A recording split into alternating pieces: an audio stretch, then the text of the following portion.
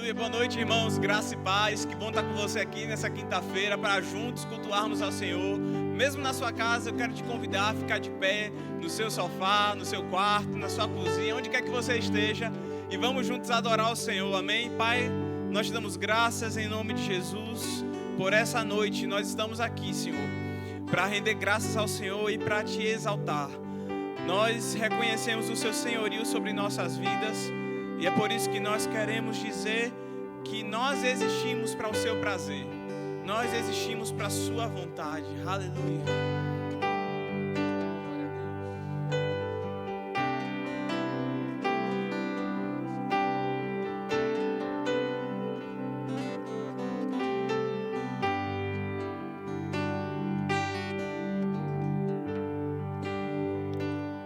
Só quero bem dizer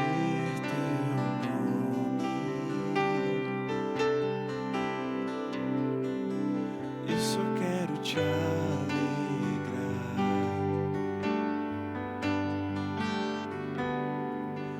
e mover teu coração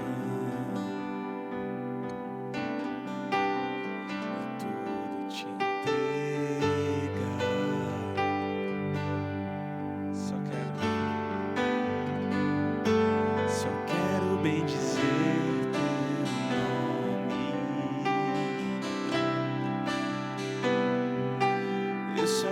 te alegrar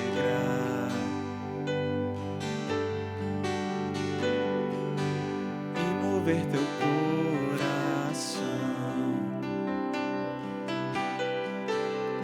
e tudo te entregar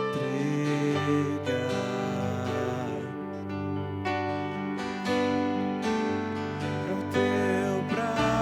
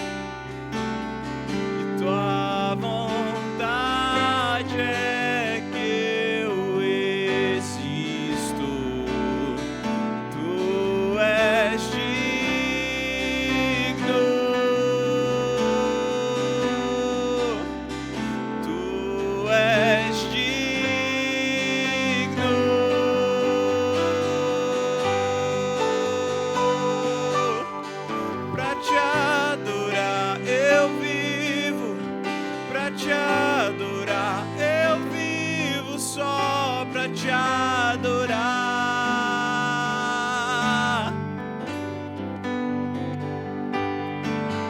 pra te adorar eu vivo, pra te adorar eu vivo só pra te adorar,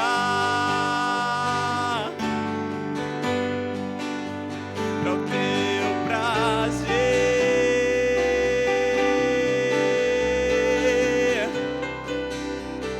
Tua vontade é que eu existo, tu és digno,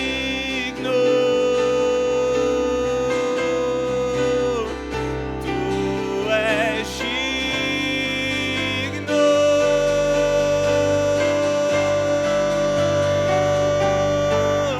pra te adorar eu vivo, pra te adorar eu vivo só pra te adorar,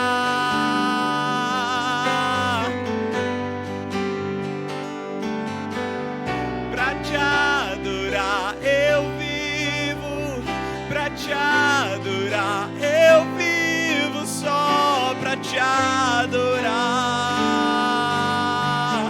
pra te adorar, Senhor, e pra te adorar eu vivo, e pra te adorar eu vivo só pra te adorar.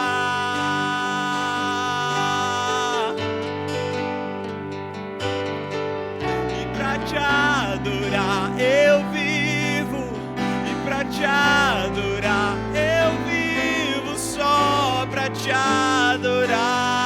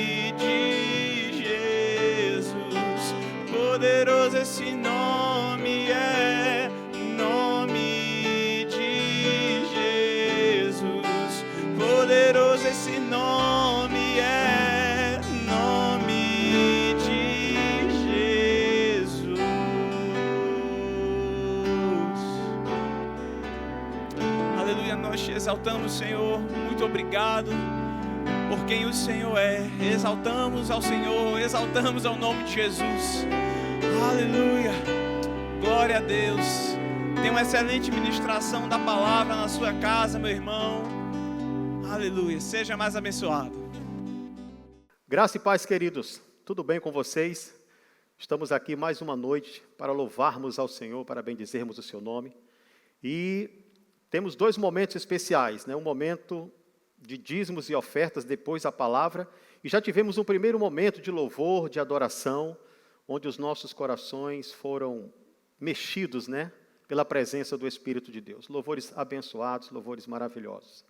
Então, sobre dízimos e ofertas, um momento especial onde nós honramos ao Senhor.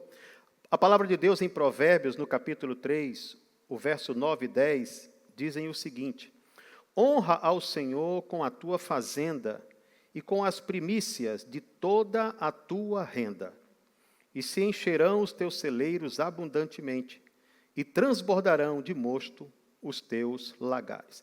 Esta é uma palavra poderosa, amados, que fala sobre mais do que devolver dízimos e ofertas ao Senhor, mas a palavra fala sobre honrá-lo, não é? É muito bom quando nós honramos, é bom também quando recebemos honra, e nós como cristãos, ou como seres humanos, todos nós deveríamos honrar o Senhor de várias formas. Uma dessas formas é quando nós contribuímos, quando nós entregamos nossos frutos, sejam dízimos, que é o fruto do nosso trabalho, 10% daquilo que nós ganhamos. Na verdade, o Senhor nos deixa com 90%, e nós pegamos os 10% e entregamos ao Senhor com alegria no coração. Por quê? Porque nós estamos honrando ao Senhor. E nesse ato de obediência, a palavra nos diz que Deus nos guarda, que Deus nos protege, que Ele faz com que transborde. De alguma forma, amados, que muitas vezes não cabe a nós investigarmos qual seja a forma, porque Deus é soberano, Ele faz como quer. Uma vez que o homem faz a sua parte, Deus faz a dele. Então, nós honramos ao Senhor com nossos dízimos, com as nossas ofertas. O dízimo, como eu falei, é 10% daquilo que nós ganhamos com o nosso trabalho, com a vida que Deus nos dá para transformarmos essa vida em energia, em trabalho e em dinheiro para mantermos a nossa família e tudo mais. Então, nós temos de Deus essa provisão de saúde para o trabalho. E quando trabalhamos, trazemos para o Senhor 10% do fruto, não é, do salário que recebemos após um período X de trabalho. Alguns semanais, outros diários, outros mensais. É a critério, né? O que importa é que eu seja fiel em honrar o Senhor quando eu recebo, seja um valor de trabalho, seja a venda de um imóvel, seja uma bênção, uma oferta que alguém traz para mim, seja o que for. Você sempre ter no coração a honra ao Senhor e reconhecer que toda a prosperidade que venha para a sua vida vem da parte de Deus e você deve devolver ao Senhor 10% daquilo que você recebeu. E a oferta? A oferta é aquilo que está no seu coração, é aquilo que você contribui espontaneamente, liberalmente, tá certo? É aquilo que você dá ao Senhor sem que tenha aquela, não diria uma obrigação, mas aquele cuidado como é feito com o dízimo. A oferta você sente no coração e dá com alegria, dá independente de qualquer circunstância, mas também na certeza de que quando você oferta ao Senhor, você também é agraciado por Deus, tá bom? Então, nós temos aqui as nossas redes não são redes sociais, são os locais onde você pode fazer a sua contribuição, o Pix, número de conta, e você pode fazer isso online. Hoje, graças a Deus, através da tecnologia, nós temos facilidade, né, para contribuir. E não pense que seu dízimo ou sua oferta vão perder algum valor espiritual por causa disso. Se Jesus Cristo vivesse hoje, certamente Ele utilizaria esses recursos para que também pudéssemos ofertar e abençoar a obra de Deus. Quando nós fazemos isso, é um meio de nós abençoarmos a obra do Senhor, honrando ao Senhor com as nossas contribuições. Então, você tem aí os números e você pode dispor do Pix, da conta, faça como quiser, faça de acordo como o Senhor tem colocado no seu coração, tá bom?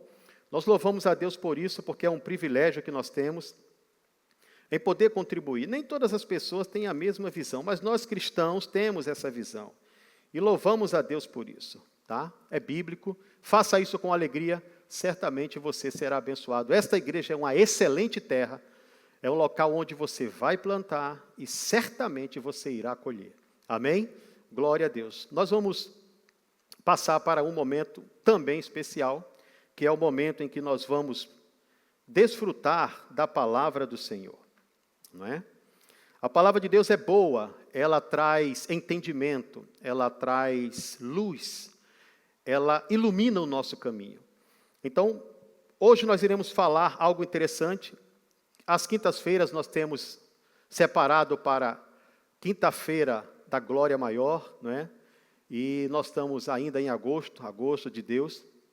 Temos ouvido várias ministrações durante esse mês, que nos abençoaram muito, mensagens poderosas. Todas as vezes que você vem a este lugar, ou você acessa as nossas redes sociais para ouvir a palavra, tenha certeza, querido, você vai ouvir uma boa palavra. Você vai ouvir algo que vai abençoar a sua vida, que vai edificar você. Nós estamos aqui para fazer a vontade de Deus, para divulgar a palavra do Senhor. Tá bom? Então, hoje nós temos uma palavra boa também. Nós vamos pregar sobre o tema Tornando Jesus vivo entre os homens. Tá bom? Tornando Jesus vivo entre os homens. E se você quiser acompanhar conosco, abra a sua Bíblia em 1 Coríntios, no capítulo 1, versos 4 ao 7. Deixe aí aberto. Nós vamos utilizar esse texto para meditarmos, tá bom? Mas em paralelo a este, nós veremos outros textos que são interessantes, que vão fazer com que nós entendamos o porquê, não é? De como tornar Jesus vivo entre os homens, tá certo? Então, queridos, quando nós observamos a vida de Jesus Cristo, nós entendemos que ele realmente não só foi, mas como é a personagem mais importante que já pisou na face dessa terra. Muitos escrevem sobre ele, muitos cantam sobre ele, produzem-se filmes sobre ele, livros. Então, várias coisas são produzidas com foco na pessoa de Jesus Cristo. Tá certo? Mas, quando nós abrimos a palavra, nós encontramos um Jesus que não é apenas um Jesus histórico. Tá? Esse Jesus que a palavra nos apresenta, ele tem, assim, digamos, algo muito ligado a cada um de nós como seres humanos. Quando você abre a palavra de Deus, você vê que Jesus Cristo caminhou entre os homens, se fez homem como qualquer um de nós, teve as mesmas necessidades, viveu aqui de modo humano, mesmo sendo Deus. Ele se desfez da sua glória, veio caminhar conosco, passou pelas mesmas situações, teve fome, teve sede, dormiu, sentiu medo, né, sentiu tristeza, chorou. Então ele expressou os sentimentos naturais de um ser humano comum. Por quê? Porque ele assumiu essa forma de homem para se identificar conosco e assim fazer com que as nossas vidas pudessem ser transformadas, mudadas, aproximadas de Deus de um modo sobrenatural, de um modo especial, coisa que nenhum fundador de religião ou nenhum filósofo jamais pôde fazer. Jesus Cristo fez por nós. Então, quando a gente examina a palavra, nós vemos que esse Jesus, ele operava milagres, ele operava maravilhas, ele fazia coisas que não eram comuns.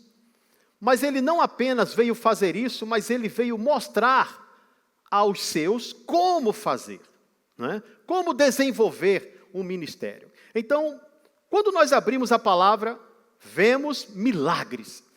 E eu meditando sobre isso, me veio a pergunta: o que é que você sente, não é? Quando você lê a palavra e se depara com os milagres de Jesus Cristo. Pergunto isso, amados, porque, como eu falei, para muitas pessoas, Jesus Cristo, ele foi um grande filósofo, ele foi um ser iluminado. Então, as pessoas têm vários conceitos acerca de Jesus. Mas nós queremos, nesta noite, nos questionarmos, quando eu abro a palavra e eu vejo Jesus Cristo curando enfermos, ressuscitando mortos, purificando leprosos, expulsando demônios, o que eu, como cristão, sinto quando eu vejo aquilo? Será que eu creio realmente? Será que eu creio de fato naquilo? Ou Jesus é para mim também simplesmente um Jesus histórico, porque tudo aquilo que ele fez está na Bíblia, está registrado. Mas eu não experimentei nada daquilo ainda. Quando a gente não experimenta aquilo que Deus pode ser em nossas vidas, é como se ficasse uma lacuna, é como se ficasse algo vago ali. Então muitas pessoas leem a palavra, veem Jesus Cristo operando todos esses milagres, essas maravilhas, e alguns chegam a achar muito bonito, mas não creem que é assim, que foi daquela forma. Então, o que é que você sente quando você vê esses milagres, quando você vê Jesus Cristo agindo dessa forma? Você realmente crê que aquilo que Jesus Cristo fez naquela época, Ele pode realmente fazer hoje? Você acredita ou não que isso é possível nos dias atuais? Há um texto na palavra de Deus, se você quiser acompanhar, deixe marcado 1 Coríntios, nós vamos entrar nesse texto daqui a pouco, 1 Coríntios, no capítulo 1, mas acompanhe o seguinte, no capítulo 4 de João, Jesus Cristo, ele traz uma informação muito interessante, digna de observação. Ele diz assim, esta passagem ela trata do filho de um oficial do rei. Aquele oficial tinha o seu filho acometido de uma febre grave. Aquele seu filho estava fadado à morte, e aquele homem desesperado, como acontece hoje, não é? Infelizmente, muitas pessoas, mesmo que elas não creiam em Deus, quando elas se desesperam, elas correm para o sobrenatural, elas correm para Deus de várias maneiras, né?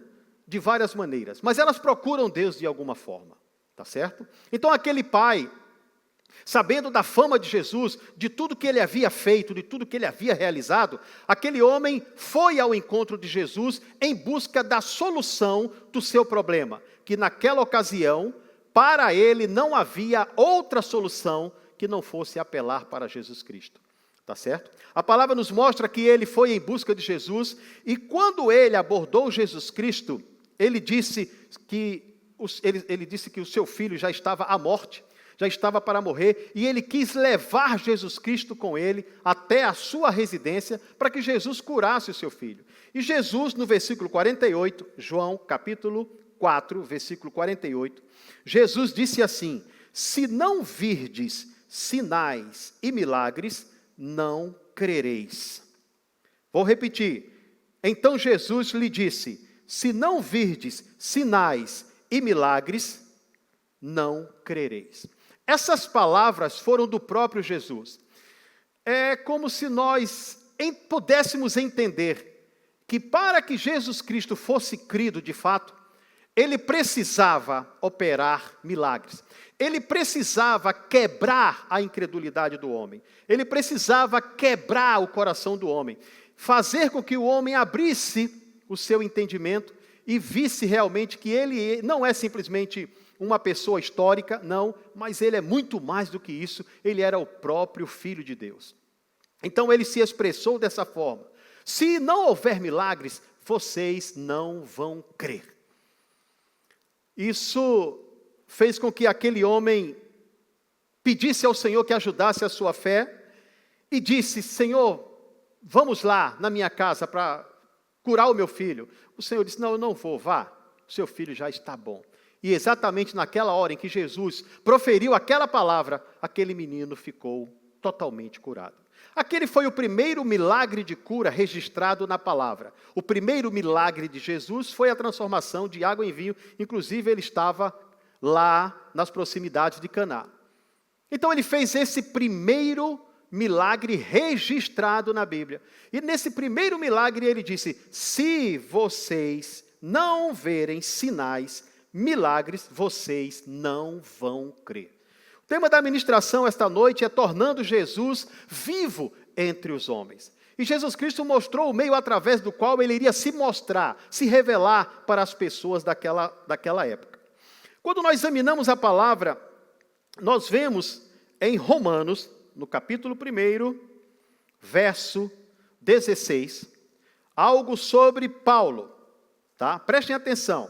Jesus Cristo falou sobre a questão ou a necessidade de se fazer milagre e ensinou aos seus discípulos a operarem milagres, andou com os seus discípulos fazendo milagres, ordenou que os seus discípulos fizessem milagres, e as pessoas com quem Jesus Cristo encontrou, mesmo após a sua morte, porque ele não apenas morreu, mas ele ressuscitou, ele também, de alguma forma, fez com que essas pessoas entendessem que, na verdade, para que ele se tornasse claro, visível entre os homens, para que os homens crescem, era necessário seguir a receitinha do bolo. E qual era a receita? Fazer milagres. Então, quando observamos a vida de Paulo, quem era Paulo? Paulo era um perseguidor da igreja, Paulo ele era um judeu também, e quando nós observamos a palavra, nós vemos que Paulo se converteu ao Senhor, ele perseguia a igreja, mas ele foi convertido ao Senhor, ele queria matar os cristãos. Por quê? Porque ele era um zeloso da lei. O que era a lei? Era a religião judaica. Ele servia a Deus dentro do seu conceito. E a lei esperava, ou o judaísmo esperava um libertador, um salvador. E Paulo, zelando por isso, ele perseguia os cristãos porque entendia até então que Jesus Cristo não era o enviado de Deus, aquele que viria salvar o povo dos seus pecados, que iria resgatar a humanidade. Mas Paulo, na sua fúria, indo em busca dos cristãos para matá-los, para extingui-los, porque ele era zeloso da lei de Deus, ele era zeloso da religião judaica, ele teve um encontro com o Senhor. E a Bíblia nos diz que ele teve um encontro com o Senhor, e a palavra nos mostra, amados, que quando ele teve aquele encontro com o Senhor, em Atos, no capítulo 9, o versículo 4, Saulo cai, a Bíblia não diz que ele estava no cavalo, diz que ele caiu, a Bíblia diz que ele cai, e ele pergunta, quem és, Senhor? O Senhor diz, Saulo, Saulo, por que me persegues? Ele, caído, ele diz, quem és, Senhor? Aí o Senhor diz, eu sou Jesus, a quem você persegue. E daquele momento a vida de Paulo começou a mudar, nós não vamos nos ater a isso, mas eu quero que você entenda que aquele homem que era um perseguidor, aquele homem que não conviveu com Jesus Cristo, aquele homem que não conviveu com os discípulos até então, aquele homem que era um perseguidor, aquele homem que queria zelar pela lei que, segundo ele entendia, e era de fato a lei de Deus, mas ele não entendeu o fato de que Jesus Cristo era o enviado de Deus. Aquele homem se encontra com o enviado de Deus em uma missão, e naquela missão Jesus fala com ele, e Paulo é mudado completamente em uma outra pessoa. Ora, a palavra nos diz que Paulo, uma vez mudado pelo Senhor, ele passou a praticar o evangelho da mesma forma. Que mesma forma, irmão? A mesma forma que Jesus ensinou. Aquela voz de Jesus dizendo, se vocês não verem milagres, não vão crer. Parece que aquela mensagem ecoou pelos discípulos, pelos apóstolos, chega a Paulo da mesma forma, a igreja primitiva da mesma forma. Se não houver milagres, eles não vão crer. Essa era a mensagem que Jesus Cristo estava passando. Então, Paulo recebe aquela mensagem, passa por um treinamento, e a palavra nos faz entender bem claro que ele se tornou uma nova pessoa, e agora de perseguidor, Paulo passa a ser perseguido por causa do Evangelho. Tem as suas viagens missionárias, passa a amar ao Senhor, a pregar a palavra, a operar no poder de Deus, a curar pessoas, a libertar pessoas, a cumprir aquilo que Jesus Cristo havia determinado para eles, tornando Jesus Cristo vivo entre os homens. E ele chega a dizer, em Romanos, no capítulo 1, verso 16, que eu havia comentado, ele diz, eu não me envergonho do Evangelho de Cristo, porque esse Evangelho é o poder de Deus para a salvação de todo aquele que crê, primeiro do judeu e também do grego. O que Paulo está falando aqui? Paulo está dizendo, amados, que agora, depois de alguns anos, ele se torna uma testemunha, e como uma testemunha de tudo quanto Jesus Cristo havia feito, ele chegou à brilhante conclusão, Eu não me envergonho do evangelho. De perseguidor, ele passa agora a perseguido e a divulgar esse evangelho e a dizer para as pessoas, eu não me envergonho, porque esse evangelho que eu prego para vocês, ele é o poder de Deus para a salvação de todo aquele que crê. É o testemunho que ele traz poderoso da palavra.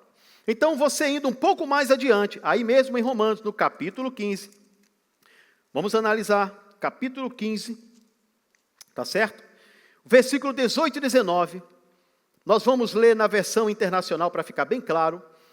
Paulo mostra algo que, para a vida dele, foi fundamental, era a prática do seu viver diário, era aquilo que Jesus Cristo havia ensinado, era aquilo que os discípulos haviam praticado após terem sido ensinados. O Senhor ensinou os 12, depois ensinou os 70, depois os 500, depois a igreja, até que chegou nesse homem, porque Paulo é evidência, porque Paulo escreveu mais da metade do Novo Testamento, um homem de Deus, que era um perseguidor, volto a dizer, e agora tornou-se perseguido, por causa desse evangelho. Então, nesse capítulo 15, ele escrevendo à igreja de Roma, que ele havia fundado ali também, no versículo 18 e 19, Paulo diz assim, não me atrevo a falar de nada, exceto daquilo que Cristo realizou por meu intermédio, em palavra e em ação, a fim de levar os gentios a obedecerem a Deus, pelo poder de sinais e maravilhas, e por meio do poder do Espírito de Deus. Assim, desde Jerusalém e arredores até o Ilírico, proclamei plenamente o Evangelho de Cristo. O que Paulo está falando aqui? Ele está deixando, amados, bem claro, que o que ele falava, o que ele falou para as igrejas, em evidência aqui, a igreja de Roma, o que ele falou não foi nada mais, nada menos, daquilo que Cristo fez através da vida dele, através de palavras e de ações. E ele diz mais, as palavras que eu falei, as ações que eu tomei para com vocês, foi a fim de que os gentios obedecessem a Deus, pelo poder de sinais e maravilhas. Veja, ele diz que foi a fim de que os gentios obedecessem pelo poder de sinais e maravilhas. Paulo confirma no seu testemunho, Paulo confirma no seu viver diário, que o poder de Deus, manifesto em sinais, manifesto em maravilhas, faz com que os gentios olhem, vejam e entendam que existe um Deus que está vivo e continua a operar no meio dos homens. Simples assim. A palavra que Paulo proferia era uma palavra firmada nas coisas que Jesus Cristo havia feito na vida dele. Eram as pessoas por quem ele orava, ele via curado, eram as palavras de poder, de conhecimento que saíam dos seus lábios. A sua vida de poder denotava a presença de um Cristo vivo. Ou seja, Paulo estava tornando Jesus vivo entre os homens. Como? Através de curas, através de milagres, através de sinais, através daquilo que o homem natural não pode fazer, aquilo que só um Deus pode fazer. E qual que Deus? O Deus que era evidente na vida de Paulo. Agora Paulo passava a se expressar dessa forma, através de poder, dos sinais e maravilhas, e por meio do poder do Espírito Santo. Esse poder do Espírito Santo, amados, foi aquele mesmo poder que o Senhor derramou sobre os discípulos lá no capítulo 2 de Atos. Vocês vão receber poder para operar, para fazer aquilo que eu fiz, porque se vocês, as pessoas para quem vocês falarem, as pessoas para quem vocês ministrarem, se elas não verem sinais, elas não vão crer. Amados, não existe coisa mais poderosa do que uma palavra confirmada por um sinal. Uma palavra confirmada por um sinal, ela muda a vida do homem.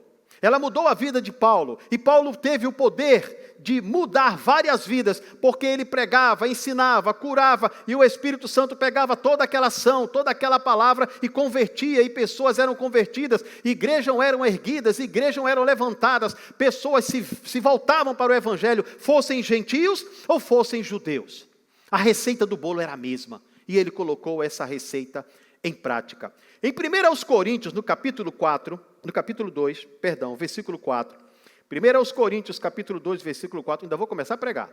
Em 1 Coríntios, capítulo 2, versículo 4, a palavra diz que Pedro, escrevendo aos Coríntios, a uma igreja, a igreja de Corinto, ele também pode se expressar da seguinte forma: a minha palavra e a minha pregação não consistiram em palavras persuasivas de sabedoria humana, mas em demonstração do Espírito e de poder, para que a vossa fé não se apoiasse em sabedoria dos homens, mas no poder de Deus. A versão NVI diz assim: minha mensagem e minha pregação não consistiram de palavras persuasivas de sabedoria, mas consistiram de demonstração do poder de Deus. Paulo, que era um judeu, Paulo, que era praticante, o ex-praticante da religião judaica, ele tinha uma religião fria, ele tinha uma religião que não desfrutava daquilo que pudesse mover o coração do homem, como o Evangelho na pessoa de Jesus Cristo. Quando nós lemos os Evangelhos, nós vemos que Jesus Cristo, quando chegava nas sinagogas,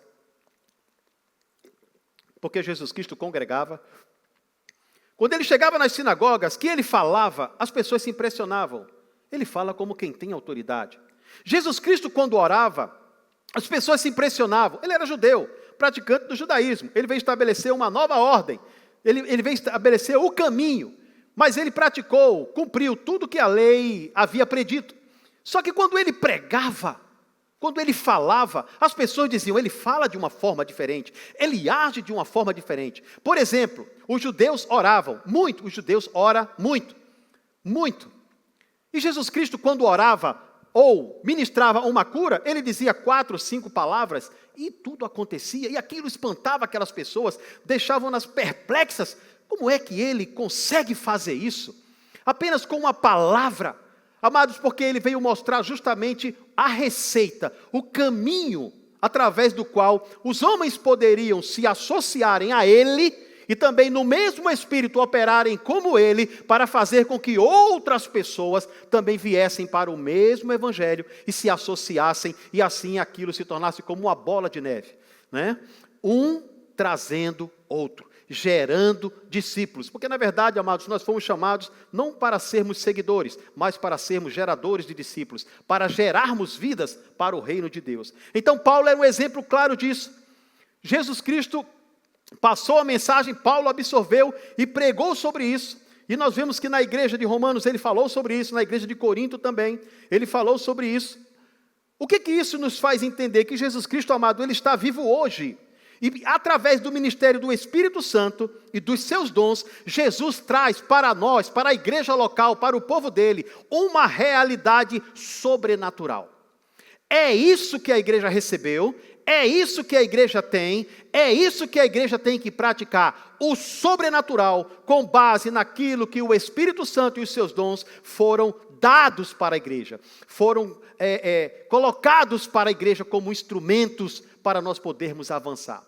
Quando Jesus Cristo disse para os discípulos ficarem em Jerusalém, até que do alto fossem revestidos de poder, ele disse que eles seriam revestidos de poder, então eles sairiam e pregariam o Evangelho, eles curariam os enfermos, eles expulsariam os demônios, eles fariam obras, para quê? Para que outras pessoas viessem a conhecer que o nosso Deus é vivo. Não é um Jesus teórico, não é um Jesus histórico, não é um Jesus de se abrir a Bíblia, olhar, ler e dizer: muito bonito o que ele fez, curou esse cego, que maravilha. Não, mas ele mostrou algo que pode ser praticado por nós como igreja, desfrutado por nós como igreja, porque ele é o mesmo, o Espírito Santo é o mesmo, os dons são o mesmo, a igreja é a mesma, vamos para o mesmo lugar. As armas que nós utilizamos hoje são as mesmas que foram utilizadas no passado.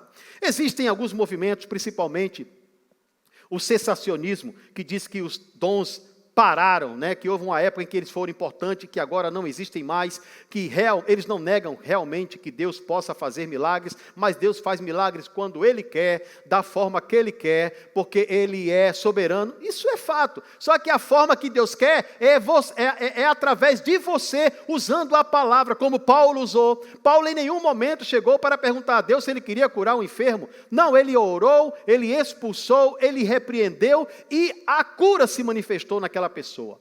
Jesus Cristo disse que só fazia o que ouvia o Pai dizer e só dizia o que ouvia o Pai dizer. Só fazia o que o Pai orientava. Mas você, quando olha Jesus Cristo curando os enfermos, você não vê Ele parando toda hora e perguntando ao Pai, perguntando ao Pai. Às vezes Ele passava a tarde toda curando. Ele não parava para perguntar ao Pai a cada cura que realizava, se Deus queria curar ou não. Não, Ele simplesmente dava a ordem, Ele simplesmente sabia o que era necessário ser feito. O que Deus quer, amados, é que a igreja saiba o que é necessário ser feito. Porque quando nós sabemos, nós agimos com fé, nós agimos com intrepidez, nós agimos com ousadia, e o Senhor respalda a nossa palavra, e o Senhor coopera conosco, como cooperava com Paulo. Então preste atenção. Como é que nós tornamos Jesus vivo entre os homens? Paulo falou sobre isso através da carta à igreja de Coríntios. Vamos lá agora, em 1 aos Coríntios, no capítulo 1, e vamos meditar sobre os versículos 4 a 7. Observe isso. Eu quero, amados, de fato, oro a Deus para que essa palavra encontre guarida no seu coração. E você que está ouvindo essa ministração e que não é um cristão, deixa eu te dizer uma coisa. Deus conta contigo. Deus quer que você saia dessa sua vida de marasmo, como era a vida de Paulo, se converta ao Senhor e seja usado por Ele para abençoar outras vidas também. Não pense que o Evangelho é só para nós cristãos. Não, é para você também, principalmente para você. Então observe, a palavra nos mostra em 1 aos Coríntios, capítulo 1, versículo 4 a 7, Paulo, escrevendo aos Coríntios, ele diz assim: sempre dou graças, a versão que eu estou lendo é a NVI, tá, amados? Sempre dou graças ao meu Deus por vocês, por causa da graça que lhes foi dada por Ele em Cristo Jesus. Havia uma alegria de Paulo, por quê? Porque aquela igreja de Corinto, amados, era uma igreja agraciada. Quando nós encontramos essa expressão, por causa da graça que lhes foi dada, essa graça, logicamente, nós sabemos que ela tem uma aplicação muito ampla, mas a graça que Paulo está falando aqui são dons do Espírito que foram dados de modo poderoso, de modo abundante à igreja de Corinto, e eles operavam nisso. Então Paulo diz para eles que essa graça foi dada por Deus, e por que ele estava alegre? Porque ele abriu aquela igreja, amados, ele fundou aquela igreja. Então ele estava feliz em ver que os seus discípulos estavam operando em Deus como deveriam operar. Então, Paulo estava aqui na sua segunda viagem missionária, ele aproximadamente passou por Corinto, está lá no capítulo 18, no ano 51, e mais ou menos no ano 57, 6, 7 anos depois, ele escreveu essa carta, se alegrando, porque aquelas pessoas para quem ele havia pregado o Evangelho, estavam imitando a ele, estavam imitando Jesus, estavam operando no Espírito e nos dons poderosamente. Era uma alegria que ele sentia em seu coração. O verso 5 diz: pois nele vocês foram enriquecidos em tudo, em toda palavra e em todo conhecimento. De fato, a igreja de Corinto, ela foi enriquecida. Agora, esse termo enriquecido, no grego, é uma palavra grega, escrita, grafada, plosios, ela significa tornar extremamente rico. Ele estava dizendo que a igreja de Corinto era extremamente rica, mas não entenda essa riqueza como riqueza financeira. Neste momento, neste versículo, nesta passagem, Paulo não está se referindo à riqueza financeira. Ele está se referindo a uma riqueza tremenda de dons, de manifestação do Espírito de Deus. Ele diz, nessa expressão, que o Espírito Santo estava em operação de forma diferenciada na igreja de Corinto.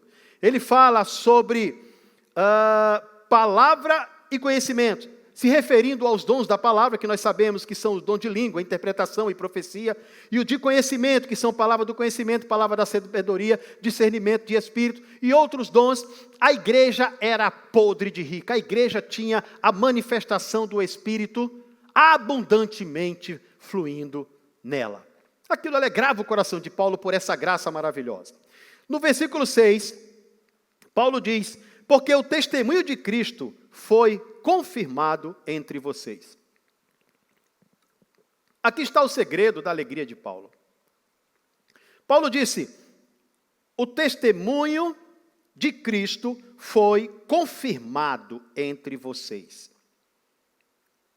Amados, a alegria de Paulo estava em saber que esses dons, eles eram vitais. Os dons, eles são vitais para uma igreja que se propõe a pregar o evangelho como deve ser pregado.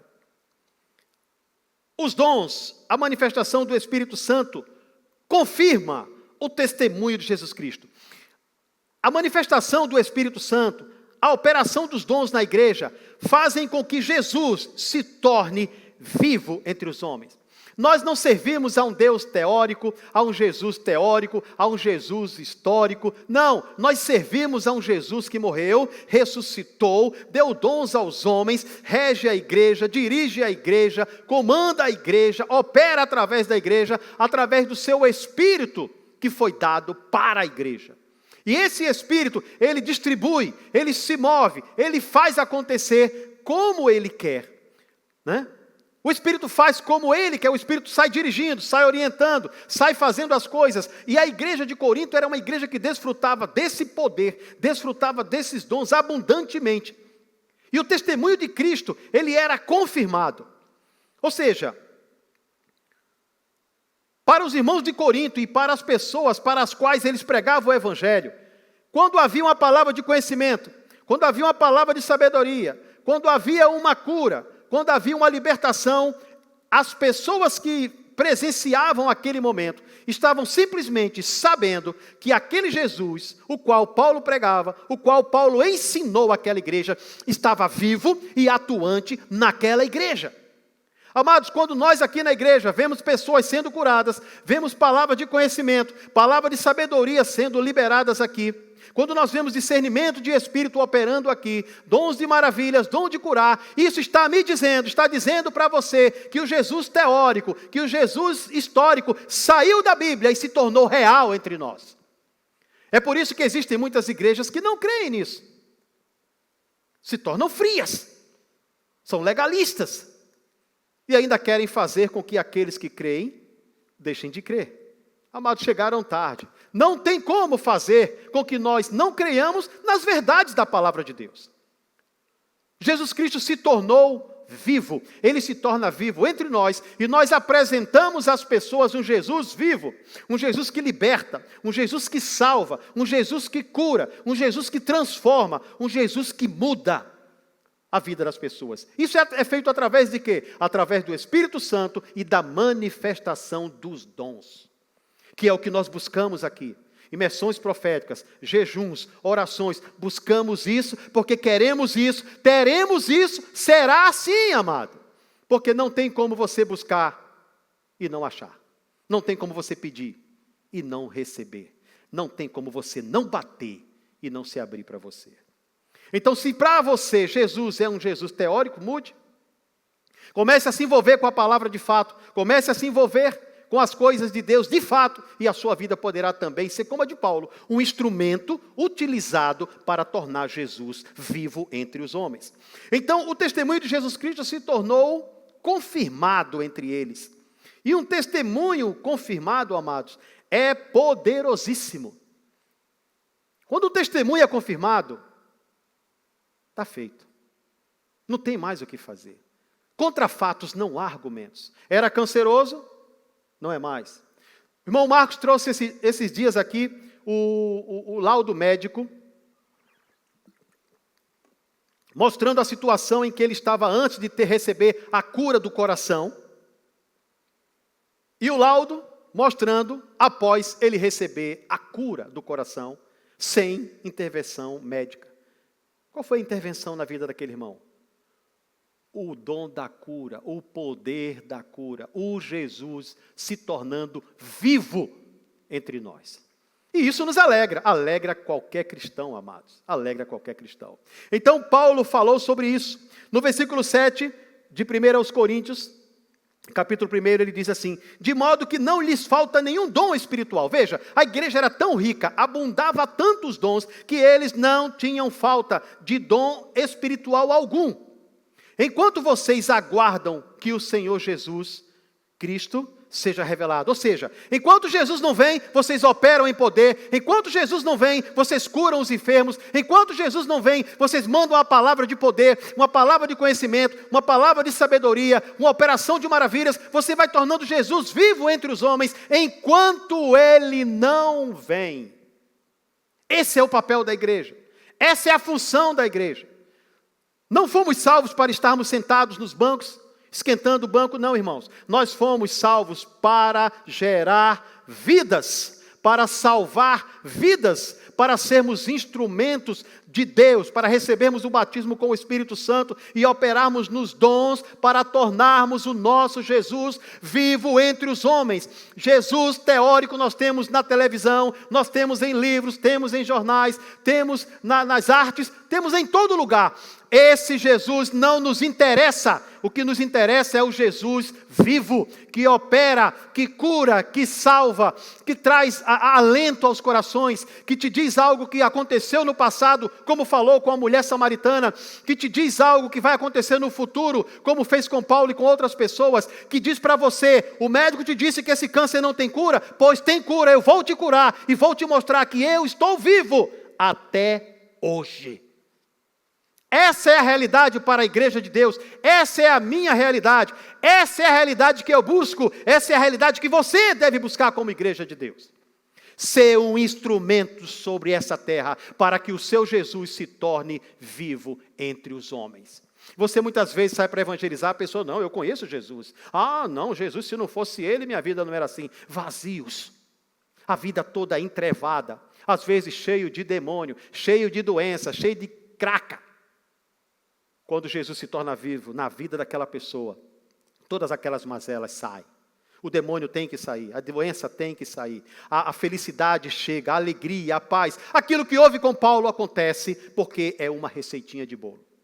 Vai acontecer com todos aqueles que nascem de novo, se tornam uma nova criatura e desejam fazer a obra do Mestre. Então a palavra nos mostra isso, sobre o Espírito Santo, sobre os dons. E aí, em Coríntios, esse mesmo texto, eu peguei a tradução desse versículo, essa versão na Bíblia Viva. Na Bíblia Viva diz assim: Ele os enriqueceu em tudo e os ajudou a testificar dele e deu-lhes uma compreensão total da palavra. Coisa linda, maravilhosa. O que eu lhes disse que Cristo podia fazer por vocês, foi confirmado entre vocês. Paulo estava dizendo: olha, o que eu disse que Jesus Cristo ia fazer, Ele fez. Ou seja, a minha palavra não ficou jogada no ar, não ficou no vácuo. Eu disse e Ele fez. É isso que nós precisamos fazer. Dizer e ver Jesus Cristo fazer. Aleluia. Agora vocês desfrutam de toda a graça, de todas as bênçãos, de modo que não falta nenhum dom espiritual a vocês. E vocês têm todo o poder para executar a vontade dele durante este período que espera pela volta do nosso Senhor Jesus Cristo. Essa expressão, e vocês têm todo o poder para executar a vontade dele até que ele volte. Amados, o clima que vai anteceder a volta do nosso Mestre é um clima de poder, de avivamento. É um clima de libertação, de cura, de salvação, de constrangimento, de perdão de pecado. É um mover, é um avivamento que vai anteceder a volta do Senhor Jesus. E quem estiver ligado vai estar dentro disso daí. Comece a buscar logo isso daí, para você ficar pronto para manifestar a glória de Deus aqui na terra, amados. A igreja de Corinto não conhecia Jesus apenas intelectualmente. Aquela igreja de Corinto não conhecia Jesus apenas intelectualmente, pelos livros, ou pelas conversas, ou pelo que falavam, não. Eles o conheciam de experiência própria, porque os dons do Espírito Santo literalmente davam poder e autenticidade ao que eles conheciam. Os dons do Espírito confirmavam o testemunho de Jesus. Os dons do Espírito confirmavam o testemunho de Jesus. A igreja de Corinto conhecia Jesus, o profeta. A igreja de Corinto conhecia Jesus, o curador. A igreja de Corinto conhecia Jesus, o operador de milagres. A igreja de Corinto conhecia Jesus. É isso que nós buscamos, é isso que nós queremos. Nós não aceitamos nada menos do que isso, porque esse é o padrão da palavra. Esse é o padrão da palavra. Então, meu querido, que a palavra de Deus encontre guarida no seu coração. Que você entenda que para tornar Jesus Cristo vivo entre os homens, é necessário que você receba o batismo com o Espírito Santo e opere nos dons do Espírito Santo, para que você possa ver a glória de Deus se manifestar. Uma vez que isso não acontece, uma vez que você apenas recebe Jesus e vive uma vida sem operar nesse poder, você vai ficar tímido, você nunca vai orar por um enfermo, você vai correr de demônios. Ah, onde é que tem um demônio? Ixi, vou chamar o pastor, meu Deus do céu. É assim que acontece. Mas preste atenção, não é o padrão da igreja de Deus, não foi o padrão de Paulo, não foi o padrão dos discípulos, não foi isso que Jesus ensinou. Ele disse: expulse os demônios, ele disse: cure os enfermos, ele disse: pregue o evangelho, me torne vivo entre os homens. Me faça vivo entre os homens. Me mostre, faça com que eles vejam que eu sou real. E a Bíblia diz que Jesus acompanhava, Jesus confirmava a palavra dos discípulos. Aquilo que ele fez com Paulo, ele fez com a igreja de Roma, ele fez com a igreja de Corinto, ele fez com todas as igrejas, ele faz contigo hoje. Se disponha, porque não vai cair do céu não, irmão. Tem que se dispor, tem que buscar. Paulo jejuava, Paulo orava, Paulo se consagrava, Paulo se dedicava e Deus usava a vida de Paulo. Não pense que é assim. Não, você precisa assumir compromissos com o Senhor. E você que por acaso não é um cristão, você que por acaso nunca recebeu Jesus como Senhor da tua vida, deixa eu te dizer uma coisa. Deus espera você para ser usado como Paulo foi, como outros foram. Deus conta contigo. Há um lugar para você. Você sabia disso? Que você pode ser um operador de milagres, você pode ser um divulgador do Evangelho, você pode ser uma pessoa que vai tornar Jesus vivo entre os seus familiares, que vai mudar as circunstâncias, a situação em que sua vida, sua família, seus parentes, seus familiares se encontram, através do poder da palavra de Deus. Amém? Amados, eu espero que essa palavra tenha abençoado a sua vida e tenha despertado em você o desejo de tornar Jesus Cristo vivo entre os homens. E você tenha entendido que para tornar Jesus vivo entre os homens, é necessário operar no Espírito Santo e nos dons. Sua palavra será confirmada. Jesus vai confirmar isso, como fez com os discípulos, como fez com Paulo, como fez com as igrejas. Se você está nessa live e deseja receber Jesus como Senhor da sua vida, esse é o primeiro passo. Primeiro você diz: eu quero Jesus. Ele vai dizer: agora eu vou fazer uma obra na tua vida. E você deseja realmente mudar de vida e ser um instrumento para Deus, para a sua igreja, para os seus familiares. Eu quero que você ore comigo agora. Tá certo?